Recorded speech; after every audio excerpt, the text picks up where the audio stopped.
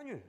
이 환율이라는 것은 대체 어디에서 결정되는 것인가? 자, 이거 좀 중요합니다. 중요해요. 자, 앞으로 여러분들이 공부가 종료되는 그 시점까지 달러, 1달러짜리 지폐를 물건으로 생각하셔야 돼요. 앞으로 계속. 여기는 환율입니다. 자, 환율이 의미하는 게 뭐겠어요? 환율이 의미하는 것은 1달러짜리 지폐의 가격의 역할을 할 것 같습니다. 1달러짜리 지폐라는 물건의 가격이 바로 환율인 것이죠. 그러면 그 수요 곡선과 공급 곡선이 존재하게 될 텐데 그거 한번 끌어내 보자는 거예요. 뭐 평상시 해왔던 것처럼 한 점을 기준을 잡습니다. 현재 환율이 202다라고 가정을 할 것이고, 만약에 가격이 오른다면 이라고 보자. 가격이 오른다면은 그 외환의 거래가 늘 것이냐 줄 것이냐, 요거를 같이 한번 이야기해 보려고 하는데, 자, 환율이 올라가는 상황을 가정을 하고 있죠. 환율이 올라가는 상황이라면 예를 들자 1,000원 퍼 달러에서 이게 이제 환율이 상승했다면은 예를 들어서 2,000원 퍼 달러가 된 것이고, 이것도 괜찮아요. 자, 1,000원 퍼 0.5달러라고 해도 지장 없어요. 어차피 비율적인 관계이기 때문에 그렇죠. 그죠? 그러면 이제 수입 기업들을 생각해 볼게요.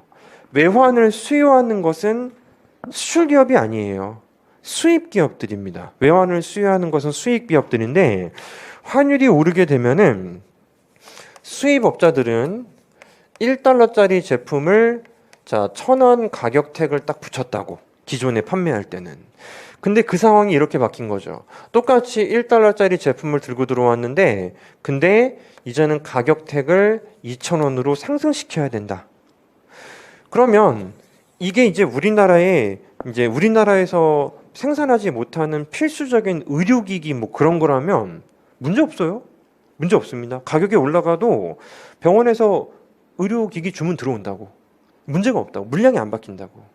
그래서 물량이 안 바뀌면은 1달러치 팔고 또 1달러도 같은 양으로 파니까 사실은 뭐 대금을 지급할 때 달러가 뭐 덜 필요하다든지 더 필요하다든지 그렇진 않죠. 그지? 근데 우리나라가 대부분 또 여전히 산업 내 무역을 많이 하다 보니 이게 우리나라도 대체품이 있어요. 여러분들 상황 생각해 보자고. 자, 지금 극단적으로 했으니까 좀 쉽게 좀 적용이 되실 겁니다. 국산차를 살까 수입차를 살까 2달째 고민하고 있어요. 근데 국산차는 가격이 당연히 그대로인데 수입차가 가격이 2배가 됐어. 뭐 엄청 좋은 거 사려고 한 거 아니야. 4천만 원 2개 저울질하는데, 국산차가 4천이니까 거기 이제 설비라든지 시스템이라든지 괜찮은데, 수입차는 일본 말로 가오예요. 가오. 갖고 싶은 거야. 그냥 2배 됐어. 2배. 안 사죠. 그지? 안 사. 판매량이 현저히 줄어들 겁니다. 따라서 수입 기업들이 이렇게 제품 가격 택이, 가격표가 가격표상에서 가격이 상승하게 되면은 수입되는 물량, 판매되는 물량이 감소하게 된다는 거예요. 근데 이제 봐요. 1달러짜리 제품이 100개 팔리다가 1달러짜리 제품이 50개 팔리면은 갚아야 될 돈도 100이 아니고 50으로 줄어들죠. 그죠? 따라서 물량이 감소하는 만큼 왜 이게 안 맞지? 물량이 감소하는 만큼 덜 필요하다고. 덜 팔리는 만큼 달러가 덜 필요로 하게 될 테니, 여기서 이제 달러라는 제품의 수요 곡선은 우하향한다라고 말할 수 있습니다. 근데 진짜 수직일 수도 있었죠. 그지? 수직일 수도 있었다고. 어떤 경우에? 우리나라에선 일어나지 않지만 예컨대 진짜 못 사는 국가에서 필수적인 제품들, 꼭 필요한 것들을 수입하고 있는데 가격이 뭐 10% 오른다고 해서 물량이 바뀌겠어요? 안 바뀔 수도 있어. 근데 이제 우리나라 같은 이제 뭐 선진국 기호 상품들 주고받고 물량 변화 가능한 것들만 고려하면은 여기 보시는 것처럼 우하향하는 게 기본이라고 볼 수 있다는 거지. 오케이? 두 번째 보자. 두 번째. 자, 달러를 공급하는 거는 일단은 수출 기업들이 메인이에요. 수출 기업들이 메인인데, 환율이 상승하는 충격이 생겼습니다. 환율이 상승하는 충격이 생겼으면은 수출 기업들은 1,000원짜리 제품을 해외에 1달러 가격표를 딱 붙여서 팔았다고요. 근데 지금은 여전히 1,000원으로 국내에서는 만들고 있는데 환율이 올라버리는 바람에 가격표에 0.5달러가 붙습니다. 이해했어요? 그러면 우리나라 사정을 고려하면은 더 팔릴 수 있겠죠. 그지? 근데 이렇게 한번 생각해 볼게요. 가격이 절반으로 줄었는데 판매량이 100개에서 200개로 늘었어. 그러면 들고 들어오는 달러의 크기가 바뀌어요? 안 바뀌어요? 안 바뀔 거 아니야. 그러면 공급 곡선은 수직일 수도 있어요. 오케이? 수직일 수도 있어. 근데 내가 지금 가격을 절반으로 낮췄는데 웬걸? 물량이 안 바뀌어. 주문이 더 안 들어와. 그래서 100개 팔던 기업이 여전히 100개 팔고 있어. 그럼 어떻겠어? 달러를 덜 들고 들어오겠죠? 그러면 얘도 우하향할 수도 있어요. 근데 통상적으로 우리나라 같은 선진국들은 가격이 반으로 줄면은 판매량이 5배, 6배 될 거예요. 그러니까 아마도 더 많이 달러를 들고 들어올 것이다. 그게 이제 우리나라의 현 상태로 가정이 되는 것입니다. 따라서 외환 공급 곡선을 보통 우상향하는 걸로 잡고 우리가 이야기를 진행하면 되는데 그걸 떠나서 우리나라뿐만 아니고 다른 나라까지 상황을 고려한다면 이게 아무래도 선진국이라면 우상향할 가능성이 높지만 이게 후진국, 얘네들이 이쑤시개를 절반 가격으로 판다고 우리가 이쑤시개를 2배 이상 살 이유가 없지 않습니까? 뭐 어떻게 이빨 하나 쑤실 때마다 막 이빨 하나당 막 2개, 3개 쓰고 막 그래? 아니야. 필요가 하지 않단 말이야. 그래서 필수재를 수출하는 국가들은 예상컨대 S곡선이 우하향할 수도 있어요. 근데 보통은 우상향 한다는 거지. 그치? 그래서 보통은 그렇다. 수출 기업과 수입 기업에 의해서 이제 외환의 공급과 수요가 결정이 되는 거예요. 자, 칠판 보고 한번 이제 이야기를 한번 해보도록 합시다. 정부가 관세를 부과합니다. 관세를 부과하면은 수입재가 환율과 상관없이 덜 팔리죠. 다시 환율과 상관없이 충격이 생겨야지 곡선이 통째로 이동하니까. 환율과 상관없이 관세 때문에 덜 팔리면은 수입업자들이 예전보다 달러를 덜 필요로 하는 상황이 될 거라고요. 그러면 외환의 수요가 줄어들죠. 환율 떨어져요. 가로축 결과 필요 없어요. 의미 없어. 환율만 보는 그래프예요. 만약에 우리나라 기업이 수출 보조금을 받게 되었습니다.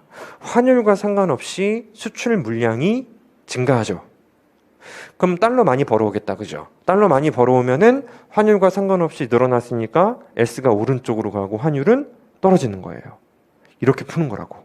이렇게 활용하는 거라고요.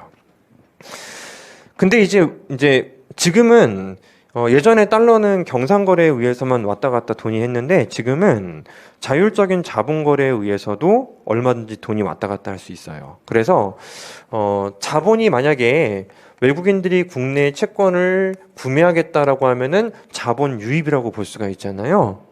예, 그럼 자본이 유입되는 게 늘었다라고 하면은 이게 이제 S곡선을 우측으로 이동시킬 수 있고 환율을 떨어뜨릴 겁니다. 근데 우리나라 사람들도 해외 채권 구매할 수 있죠. 자본을 유출시킬 수가 있을 것인데 자본이 유출되면은 요 외환 수요 곡선이 오른쪽으로 가면서 환율이 상승하는 충격이 생기게 될 것입니다. 이렇게 우리가 일단은 경제 주체에 의해서 변화하는 환율은 이제 경상수지와 자본수지로 이제 구조를 이제 우리가 구성화시킬 수가 있는데 이게 하나 더 있는 게 있어. 중요한 거.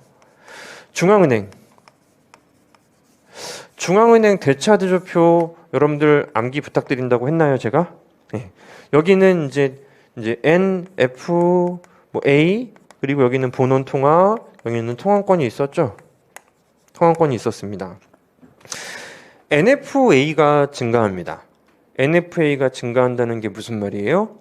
정부가 달러로 표시된 거 화폐라든지 채권이라든지 이거를 더 사서 늘리겠다는 걸 말하죠. 그치? 자, NFA가 증가하게 되면은 본원 통화가 어떻게 돼? 늘어나잖아요. 맞습니까? 늘어나잖아. 그래서 이것만 보자고. 이것만 보면은 NFA가 증가한다는 것은 중앙은행이 달러를 매입한 거예요? 매각한 거예요? 달러를 매입 매입한 겁니다. 달러를 매입한 거라고.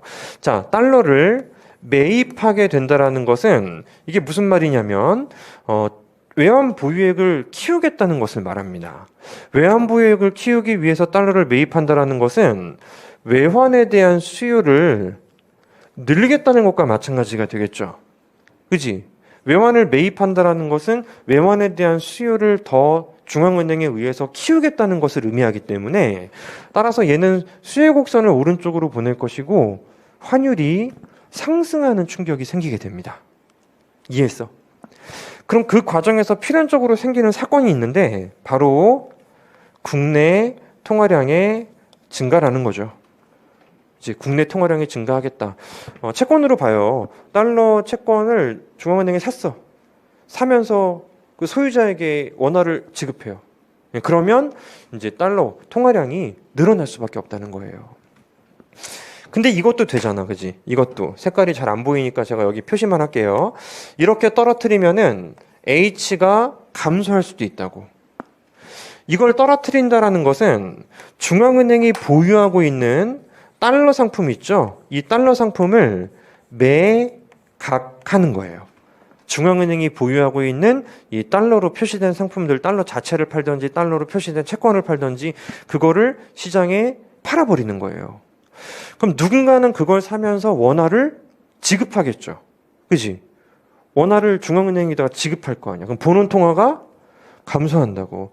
자, 이게 의미하는 것은 외환에 대한 공급량을 키워주겠다라는 것이고 그 결과 시중의 통화량은 감소한다라는 것입니다. 요거 기억하세요. 많이 나와요. 많이 이제 물어봅니다.